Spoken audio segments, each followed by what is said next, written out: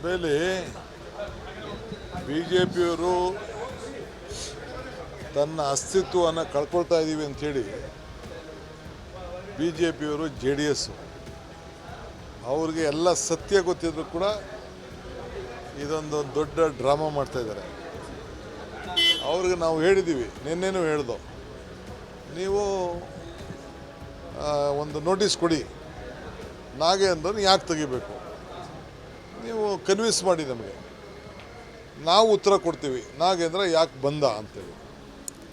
ಒಬ್ಬ ST ಸಮುದಾಯದ ಒಬ್ಬ ಮಂತ್ರಿಗೆ ಯಾವ ಆಧಾರನೂ ಇಲ್ಲ, ಅವನ್ನ ಇವತ್ತು ತೆಗಿಬೇಕು ಅಂತ ಹೊರಟಿದ್ದಾರೆ. ಈಗ ಎಷ್ಟು ಜನ ಕೇಂದ್ರದಲ್ಲಿ ವಿವಿಧ ರಾಜ್ಯದಲ್ಲಿ ಕೇಸ್ ಇರೋರು ಮಂತ್ರಿ ಇಲ್ಲ, ಇವನ ಮೇಲೆ ನಾವೆಲ್ಲ ಪರಿಶೀಲನೆ ಮಾಡಿದ್ದೀವಿ.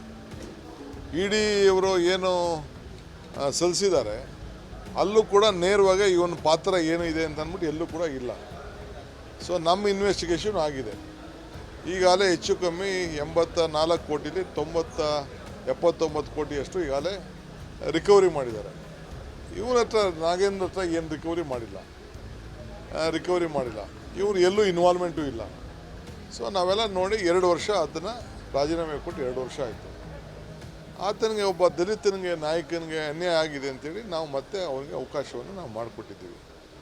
ಇವರು ಬೇಕಾದವರು ಅವನ ಬಗ್ಗೆ ಆರೋಪ ಇತ್ತು ಅಂದರೆ ನೋಟಿಸ್ ಕೊಟ್ಬಿಟ್ಟು ಚರ್ಚೆ ಮಾಡಲಿ.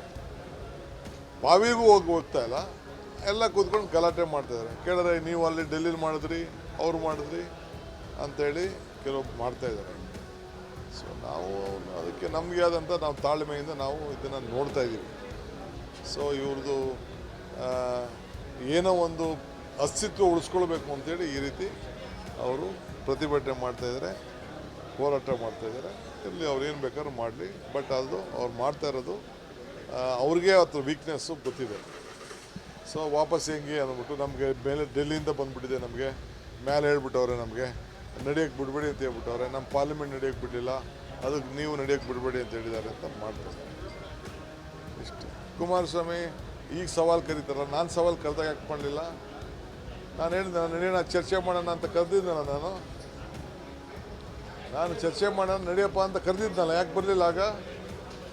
ಈಗ ನಾನು ಈಗ ಅದೇನು ಸವಾಲು ಬೇಕೋ ಎಲ್ಲರ ಕೈಲೂ ಸೈನ್ ಹಾಕಿಸಿ ಕೊಟ್ಟಿದ್ದಾರಲ್ಲ, ಅಸೆಂಬ್ಲಿಲಿ ಚರ್ಚೆ ಮಾಡಲಿ.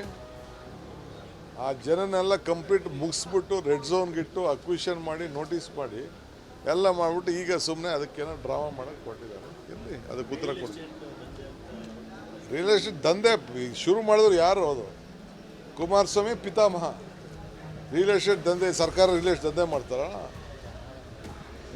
ನಾವು ಸೈನ್ ಹಾಕ್ತಿದ್ವಾ? ನಾವು ರಾಜ್ಯಕ್ಕೆ ಒಳ್ಳೇದಾಗಬೇಕು, ಒಂದು ಟೌನ್ಶಿಪ್ಗಳು ಜನ ಹೊರಗಡೆ ಹೋಗಬೇಕು. ಈಗ ಯಲಹಂಕ ಟೌನ್ಶಿಪ್ ಆಯ್ತಪ್ಪ, ಈಗ ಇದು ಕೆಂಗೇರಿ ಟೌನ್ಶಿಪ್ ಆಯಿತು, ITPL ಆಯಿತು, ಈಗ ನಮ್ಮ ಆನೇಕಲ್ ಟೌನ್ಶಿಪ್, ಸೂರ್ಯ ಟೌನ್ಶಿಪ್ ಆಯಿತು. ಹೆಂಗಾಗೋಯ್ತವಲ್ಲ?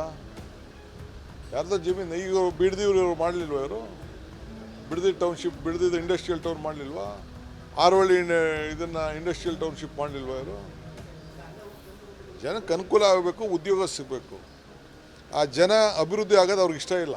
ಈಗ ನಾವು ಏರ್ಪೋರ್ಟ್ ಮಾಡಿರ್ತಾನೆ ಇಡೀ ಆ ಏರಿಯಾ ಎಲ್ಲ ಅಭಿವೃದ್ಧಿ ಆಗಿರೋದು.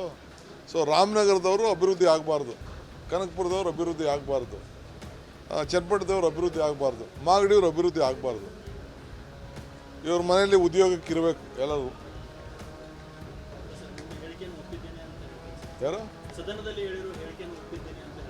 ಅದೇ ನಾನು ಹೇಳಿದ್ನಲ್ಲ, ಒಳ್ಳೆ ಕೆಲಸ ಮಾಡಿದ್ದಾರೆ ಅಂತ ಹೇಳಿದ್ನಲ್ಲ ಸದನದಲ್ಲಿ. ಅವ್ರು ಹೇಳಿದಾರಲ್ಲಪ್ಪ, ಅವರು ಸೂಚನೆ ಮಾಡಿದ್ದು ಬಿಡದಿ ಟೌನ್ಶಿಪ್ ಮಾಡಬೇಕು ಅಂತ ಅವ್ರ ಆಲೋಚನೆ ಸರಿಯಾಗಿತ್ತು ಅಂತ ನಾನು ಹೇಳಿದ್ದೀನಿ. ನಾನು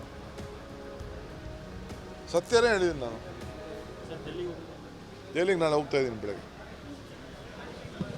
ದೆಹಲಿಗೆ ಹೋಗ್ತಾ ಇದ್ದೀನಿ. ಇದಕ್ಕೆ ಮಹಾಬಲಿಪುರಕ್ಕೆ ಹೋಗಬೇಕು ಅಂತ ತೀರ್ಮಾನ ಮಾಡಿದ್ದೀನಿ. If you like this video ಬೇಗ ಲೈಕ್ ಮಾಡಿ, ಕಾಮೆಂಟ್ ಮಾಡಿ, ಶೇರ್ ಮಾಡಿ ಹಾಗೂ ಯೋಯೋ ಟಿವಿ ಕನ್ನಡವನ್ನು ಸಬ್ಸ್ಕ್ರೈಬ್ ಮಾಡಿ.